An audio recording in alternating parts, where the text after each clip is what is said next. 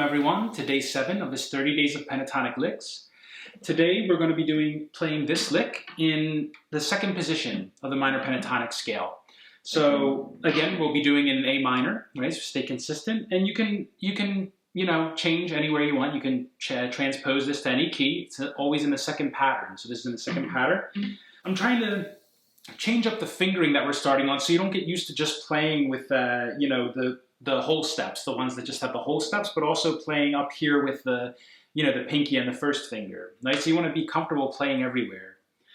So this one we start off with the first finger on the 7th fret of the 5th string, pinky finger on the 10th fret of the 5th string, and you're going to hammer that pinky finger on. So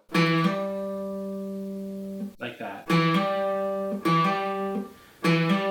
Then bring your first finger down to the 7th fret on the 4th string, and you strike pick the string twice. On the second time you pick it, you do a feeling bend, right? So that like afterthought bend.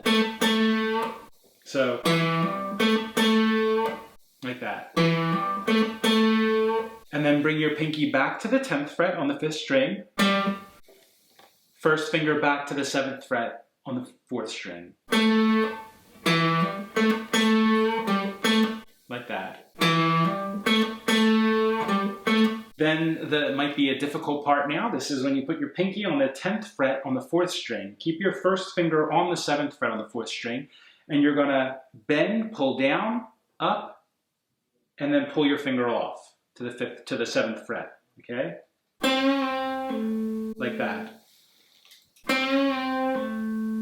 So 10th fret, bend down, pull up, release. And then put your pinky back on the 10th fret on the 4th string and pick each note. So the 10th fret, then the 7th fret. So like that. Okay? So whole thing slowly.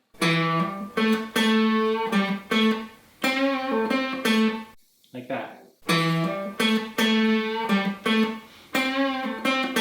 And then we jump down far to the bottom strings. So this is also another thing that's very good to get used to doing in playing. Try not to always run up gradually from one string to the next, to the next, to the next, but jump around, because it really changes the way your solo sounds, right? If you just play in the high notes and it always sounds like those ascending and descending runs, they're awesome, they have their place, but just try to play around with different concepts, different things in your playing, and it'll make you very versatile and make it sound different. So you want to keep it fresh, right? New. So for this one, I jumped down from these top strings all the way to the high strings. So you do a very similar run, but it goes.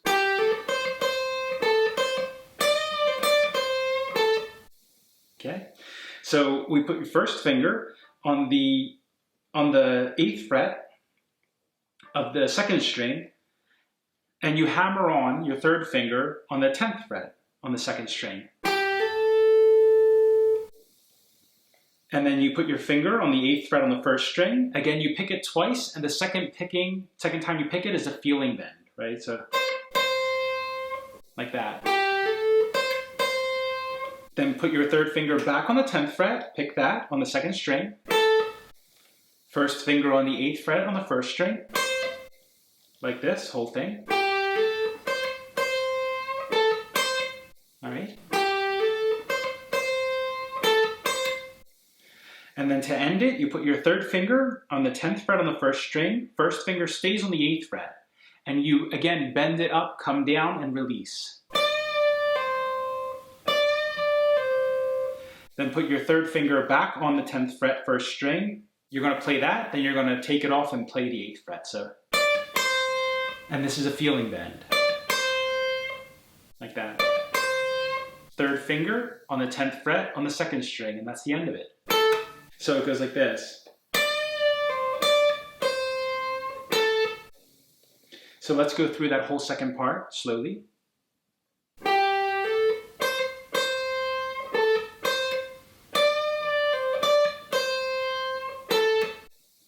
Okay, and a little quicker.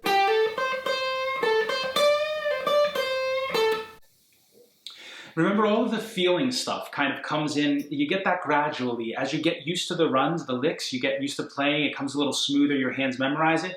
Then the feeling starts coming through. It's like you, right? Your energy comes through into your hands, but it can't do that until it knows everything well enough. So once it knows it well enough, it's like when you hear someone play someone else's solo. It never sounds exactly like the way the person who wrote the solo plays it, because everyone has their different feeling, their different energy, whatever, however you want to say it, that they bring to it. And that comes through. It's like your personality is unique, right? So it's like the way your energy expresses itself, the feeling that you have, right? And this is why, like, some people will play someone else's solo and it sounds completely different, right? Because they bring their own feel to it. And that's what it is. It's your own feel. And it's finding your feel, right? Like when you're singing, finding your voice, same thing. You find your feel. And then you get different timing for all of the bends and all of these things. And you might hold a little longer on one note and wait a second to play another note. And that gives it a different feel. So just keeping that in mind throughout. Let's go through the whole thing now. So slow first. All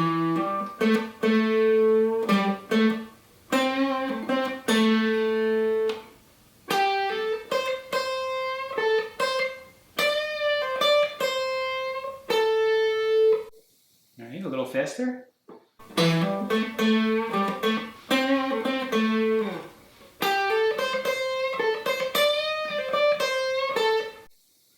I kind of automatically slide down after the first run, so you can do that. You just put your finger on the 7th fret and slide down. So now you just slide to nothing. Just slide down, let it go. So.